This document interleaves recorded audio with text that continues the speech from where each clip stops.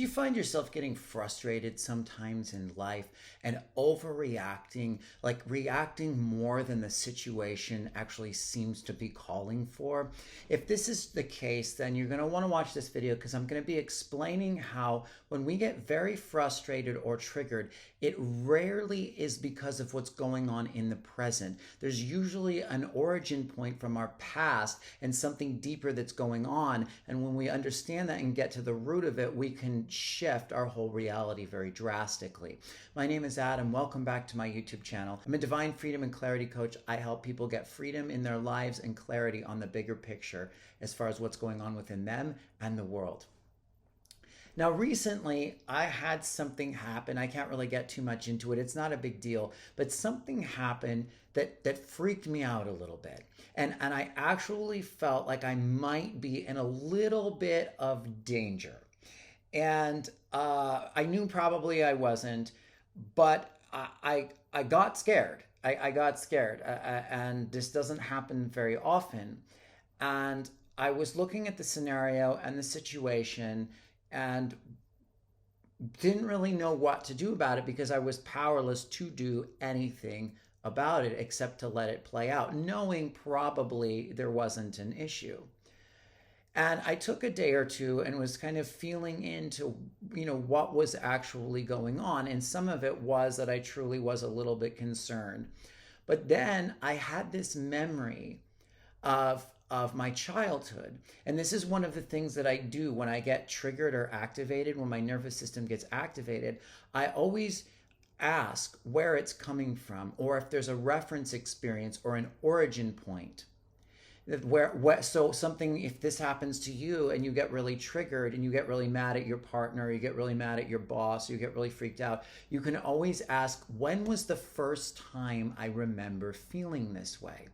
Because that will be a pattern that's stored in your nervous system that's still reverberating. And the situation that just happened, though it may be scary or frustrating, oftentimes is like pinging that old experience. And now you're reverberating with all of it. And if you can go back to the origin point, a lot of times it's just the origin point that's still reverberating in the moment. It's like the scenario that bothered you really wasn't that big of a deal. Sometimes they're both kind of a big deal, but if you can go back to the origin point, you can resolve it significantly and sometimes completely. So what came up for me was I remembered when I was a very little kid, and this is pretty scary, there was this serial killer on the loose. And I remember hearing about this and asking my dad, like somehow this name came up, and I asked my dad about it, and he explained to me what was going on. He explained to me that there was this guy that would break into people's houses and kill them and stuff, and they couldn't find him yet. And it scared me shitless because I was a tiny little kid, and at the time, obviously I was helpless. I was powerless. I needed my dad to protect me. I asked him, if we were in danger, and he said, no, not really, because we had like multiple large Dobermans. He's like, we keep the doors locked. The Dobermans are protectors. They're not. He's not going to break into a house where the dogs could attack him or would bark really loud. And it made me feel slightly better. But I remembered for years, actually, on and off as a kid, having trouble sleeping because I was afraid someone was going to break into the house and kill me. And this just went on for a long time. A lot of kids are afraid of the dark. A lot of kids get kind of night terrors. And I used to get scared. I'd go over to one of my friends' houses, and for some reason, this particular house and family just triggered me a little bit more. I was more afraid there than other people's houses, and I would always ask them to leave the light on, and a lot of times they wouldn't do it, and it just freaked the fuck out of me. And I've had, fear and anxiety issues my whole life, partially just because I grew up in a lot of fear, partially because I'm Jewish, partially because of many different reasons. One of the other reasons was because as much as I love my mother, she was so anti-violence. She wouldn't let me fight. She wouldn't let me have toy guns. She wouldn't even let me have the Nintendo gun. when I was a kid. So I never was able to develop any part of my nervous system that could really stand up for myself. And when you can't stand up for yourself and you can't fight, you either run or you go into freeze. So I went into freeze. So what I was having recently was all these memories. When I asked, I'm like, why am I so triggered? Why am I so afraid? I had all these memories come up. And I remembered this pattern in my childhood and this constant fear. Now, what I did is, and this is something that you can do as well, it's helpful to like bring contact to your nervous system. So if you're really triggered or you're really activated, you can hold, like, feel in your body where that fear is or where the anger is. And it helps to lie down or sit down, and you can actually put your hands on this particular place, like that right here in the center, as your adrenals. And the adrenals um, are often what start running when you're really freaked out or afraid. The other point you can do is your kidneys, which are down here. The kidneys are responsible for fear. And just hold those points. It really doesn't matter exactly where you touch, because when you're touching your body, you're connecting to your nervous system, and you're bringing your energy into your body and into the moment. And just notice what happens. You might start like kicking your legs, or almost feeling like you want to run, and let your legs like kick and run, because that's literally the body, like the animal level of the body, like running when it didn't get to run from whatever it was scared of. And you will notice like your body start to discharge energy along while you're connected to the memory and the story and the imprint, and it will start to release. And this is what I did. I just kind of went through all of this fear and this trauma from being very little that I had mostly forgotten about, and the majority of it released, and I feel so much better.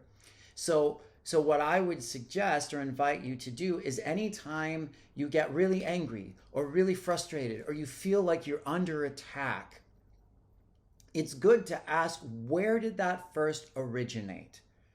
Because so many times, like the situation I had, to me, was a little bit honestly triggering, but most of the time we get triggered based on hardly anything at all. We're completely responding to our childhood or something that happened when we were little that we never resolved, because when we were little we didn't have the knowledge, the discernment, the awareness, or the tools to complete any of the patterns or release it. So always ask, when was the first time I remember feeling this? When did I get this angry before? Because somebody might have said something in passing in a conversation, and you might flip out thinking that they're trying to attack you or trying to belittle you or degrade you. And it may have just been a very subtle comment. But if you ask that question, if you ask your nervous system, your consciousness, your higher self, the question of where that it originated from, you may be brought back to a time when you were in 7th grade and somebody picked on you, or the teacher called you out in front of the class, or when you got bullied, or your father or your mother accused you of something you didn't do and you got in a lot of trouble and you were grounded for a week and it wasn't fair, and that pattern is still in your body. And that little comment, it just had a little bit of a seed of a little bit of an energy that was a little bit similar, and it triggered that whole event. And most people go through their lives unconscious, just reacting at the person that triggered them and not looking at the trigger. It's absolutely crucial to look at the trigger. What in you got triggered? Because if you don't, you have no power. You're a victim. And most of the world right now is more and more a victim every day, complete victims. It's just, anytime I feel hurt, it's your fault. And not only that, but you need to die for it. Like, it's insane. People are out of their minds. But this is the way you take your power back. Because if everyone else is responsible for your feelings and your reactions, you're fucked. You're fucked. Because you don't have any control over that, and you're just going to be like this overreactive puppet chameleon walking around all day, every day, just reacting like an unattended fire hose to everything that you see, hear, and feel. But when you ask where the origin point is, and you look at why you were triggered, then you can release it and you can stop being triggered. And then whatever that person said or did won't even bother you anymore, because it's not them. It's the trigger in you. The triggers are gifts. They're blessings, because they show us internally what's being reflected back to us based on our own wounds. It would not bother you. It would not affect you if it wasn't something in you that already had that frequency or belief or trauma or wound in it. That's not most of the time. That's literally 100% of the time. It's because there's something in you. It's a law of the universe. These patterns are very subtle. And what happens is they freeze in our body. They're imprints that get stuck in our brain, in our nervous system, and we forget about them because we don't know anything about how to heal or monitor our reactions as children. And they run like little programs in the background for our whole life. So you could literally go to a therapist or a psychiatrist and they'll tell you you have an anxiety disorder and they'll give you a medication. But what's actually going on is something like what I just mentioned. There was something as a little kid that scared the shit out of you, and you never processed it or released it from your body, and so it's just been underneath the surface the entire time running. Usually it's more than just one thing, but truly, like someone's whole anxiety disorder can come from something like the example I just mentioned. And if you find that pattern running in your body and you know how to like connect to your nervous system and release it and discharge it, your anxiety could just go away. I mean, like I said, I don't want to give people like hope that like all you need to do is find one pattern and all your anxiety is going to go away. I mean, anxiety is complicated. There's many layers to it, but this is how powerful these patterns are and how deeply they affect us for the rest of our lives. And then we just forget. We're like, oh, this is just who I am. I've just always had this problem because we don't know where to look. You've got to go back to the origin. Ask when the first time was that you remember feeling however you felt. What was going on and what belief did you develop around it? Because it could be like, I'm helpless, I can't take care of myself. Like, and that will take your whole life and you will run your whole life on that subconscious belief until you get deep into your body and in your subconscious and clear it. And we all have them. We all have them. And then you want to replace it with a different one.